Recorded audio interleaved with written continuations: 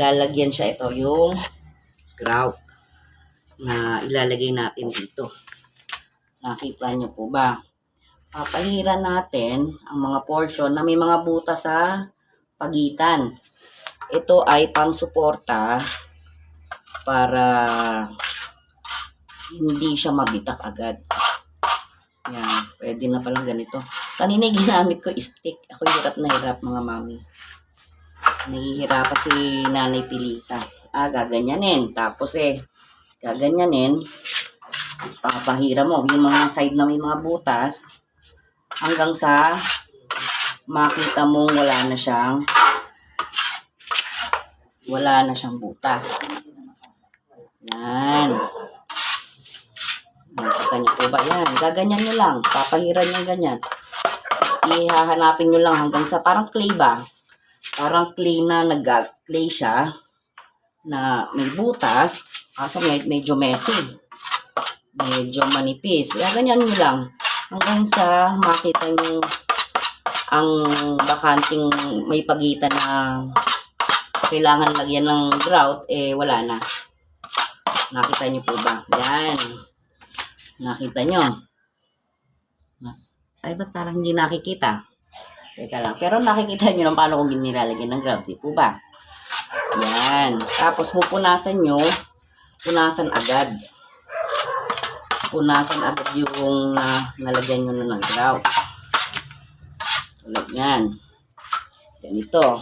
Yung pagitan ng nalagyan nyo na ng grout, pupunasan nyo yung mga gilid-gilid para kung in case na matuyo na, hindi siya mahirap tanggalin. Yan. Yan na. Pwede nyo rin ganyan kami. Pagka gusto nyong masiguradong mapantay na yung walang grout, nakita nyo po ba? Gaganin nyo lang para alam nyong wala, lahat yung nalagyan na idiin.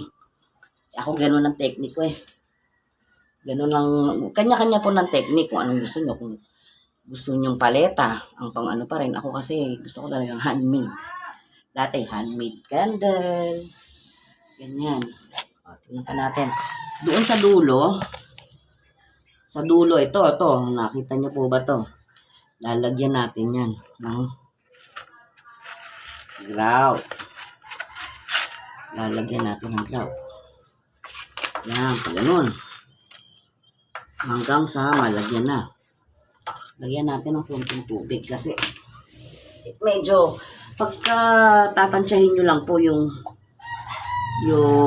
tubig na nilagay nyo para mahalo yung, wag naman masyadong basang-basa, wag naman masyadong parang clay ba? Parang clay na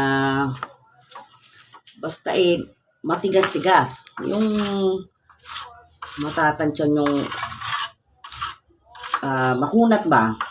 Para kang gumagawa ng bilo-bilo. Ganon. Pero medyo basa-basa pa doon. Sticky lang siya. Sticky. Yun. Nakita niyo po ba? Nalalagyan na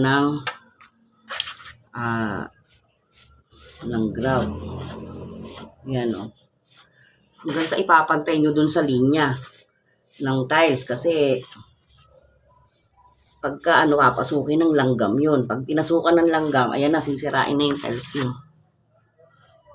Pag napasukan ng kaya sisiguraduhin nyo, mga mami, mga lola, mga kaibigan dyan na ating gusto ring makuha tong ginagawa ko. Madali lang naman.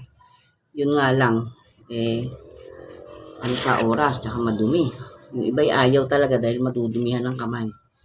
Ako yan ang gusto ko, yung natudumihan ng kamay ko dahil sa paghahanap buhay. O yan, kita nyo ba? Pupunasan mo naman ng ganito na gawa mo na, pupunasan mo yung mga gilid para hindi marumi. Yan, nakita niyo po ba yung mga gilid-gilid? Pupunasan nyo din para hindi, kasi pag tumigas, kayo rin ang mahihirapang maglinis. kukut-kutin nyo pa, di masisira ang tiles, lalo na pag hindi nyo pa nakikot. Ay, naku, tumapon na ang tubig ni Lola Pilisa. Yan. Yan. Nakakopya nyo po ba? Akala niyo po ba madali din itong ginagawa? Nakakamanhid at manhid ng aking kamay. Pero tinitiis lang ni Nanay Pilisa kasi naggustong magmenos. Yan, nakita niyo po ba? Mamaya, pasadahan ulit ng pangalawang punas ng... Ito, kailangan may foam kayo. Pag punas ng tiles, may foam kayo. Kailangan gamitin. Para madaling malinis, ma-absorb yung pinagkapitan ng grout. Yan. Ito yung nabili kong grout na to kahapon. Nung isang araw pa pala. Lola Pilisa talaga yung malilimutin na. 200 ang grout dito sa Bulacan. Ewan ko ba sa inyo kung magkano ang grout.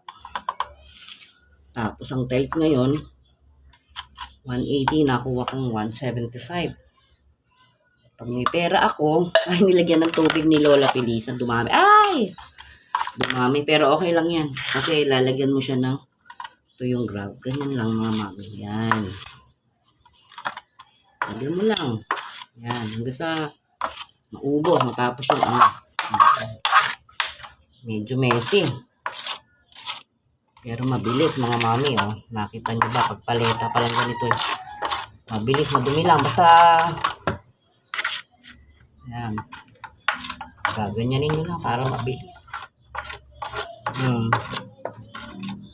Gaganin nyo lang. Antay na. Nakita nyo ba itong gawin na to? Ano nyo lang. Hanggang sa mapantay. Mga dulo-dulo. Yan. O, di nakamenos kayo. Nakagawa kayo ng homemade, hindi na homemade kandila. Making Nanay Pilisa kandila.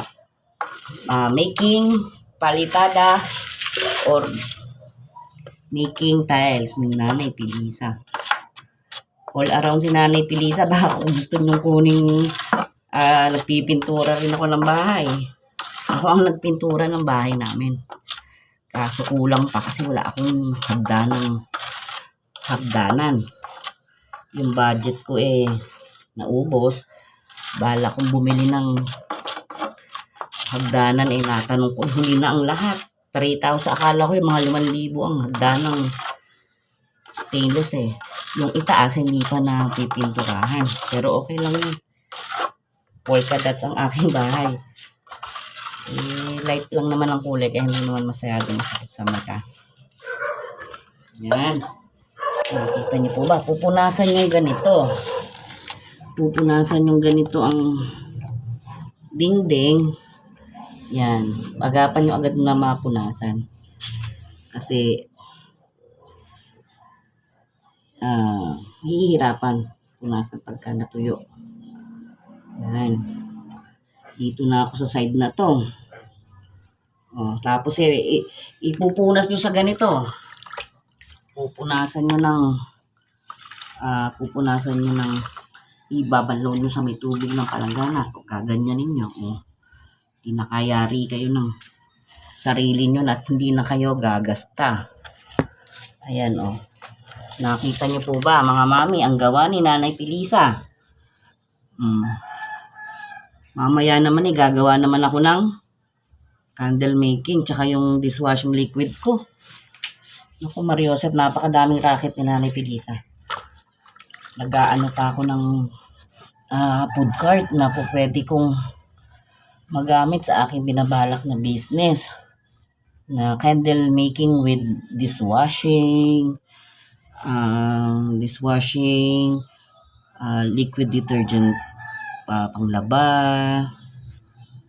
At the same time, may gusto akong business na alam kong nafe-feel ko naman na okay naman siya kasi yung anak ko magawa ng bagoong. Masarap ang bagoong. Yung gusto kong magtayo din siya noon. Para at the same time, marami ang income, maraming planong income. Try ng try. Huwag magsawang mangarap, wag magsawang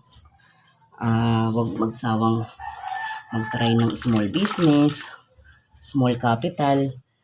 Kasi depende din naman kasi kung nafe-feel nyo na okay naman at ang importante kasi yung season. Hindi po pwedeng kayo ay magbabalak ng mga paninda o ano na hindi seasonal at hindi sa maraming tao. Kaya yung iba, hindi sila nagbubong siguro dahil gawa ng ambience ng lugar ba. Tsaka yung preparation ng mga gagamitin. Yung talagang sa aking opinion, kung meron ka rin namang yung titingin ka sa mga marketplace, mga ganyan, na makikita mo yung mga dekorasyon, talaga magkakaroon ka ng idea kung paano yung walang kapital ay nagiging maganda sa mata ng tao kahit small capital lang. Basta ang presentable, malinis, tapos hindi siya gaano kamahalan pero may quality, may kalidad, di po ba? Hindi nila alam yung mga ginamit ng equipment o materyales ay napakamumura. Basta gagamitan nyo lang ng strategy. Ng strategy tama, huwag naman yung strategy mali. Yung strategy alam nyo ikagaganda din pero wais. Hindi yung paglalamang ng kapwa, hindi naman yun. Masama yun.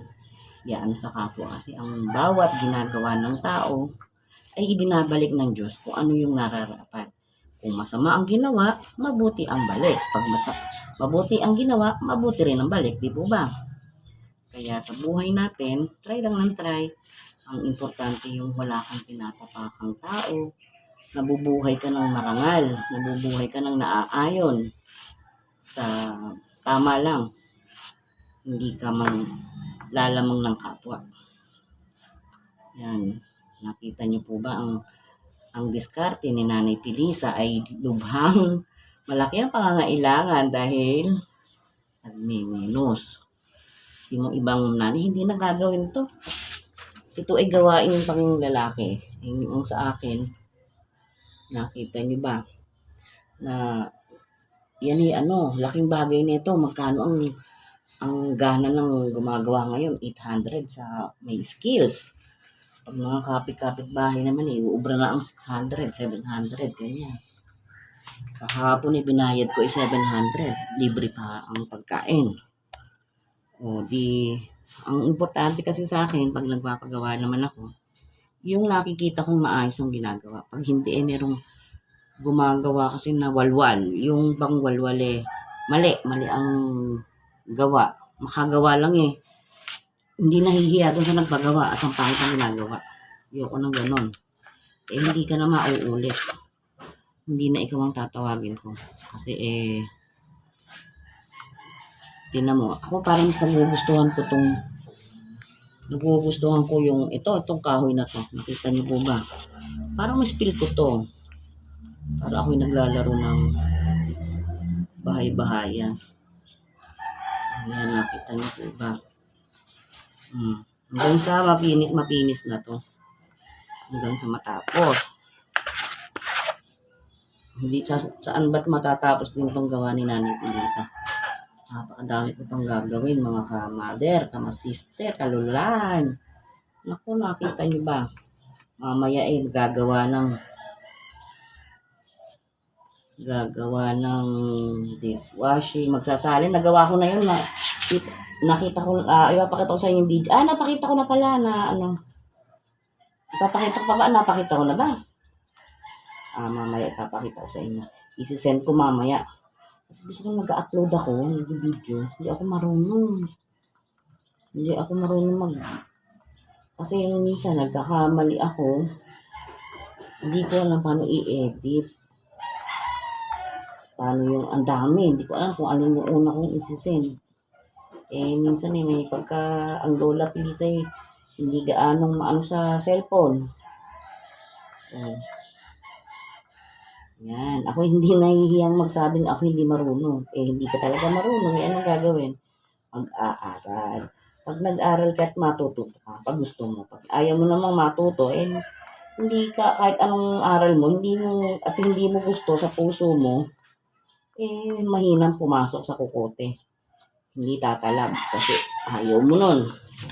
Pero kapag gusto mo, 110% ang kagustuhan dun sa pangarap o dun sa gusto, walang imposible accurate.